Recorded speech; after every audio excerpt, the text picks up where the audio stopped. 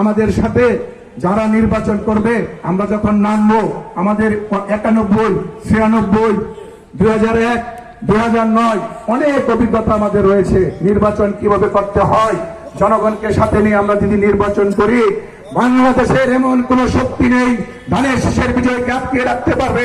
আমি সেটা বিশ্বাস করতে চাই না, কিংবা সমগঞ্জের বাসী সেটা বিশ্বাস করে না। ইনশাল্লাহ আমাদের বিজয় সুনিশ্চিত।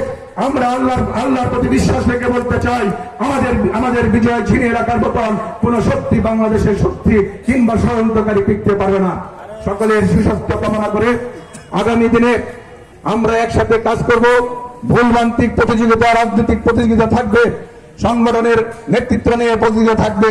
সেটা কোনো গ্রুপিং নয়, সেটা একটি প্রতিযোগিতা।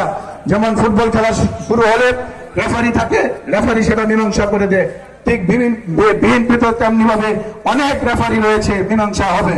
আপনারা হতাশ হওয়ার কিছু নেই। পরিশেষে যারা জেল কেটেছেন, আমরাও জেল কেটেছি, দীর্ঘ 18 মাস একসাথে জেল কেটেছি, 13 বার জেলখানা যেতে হয়েছে।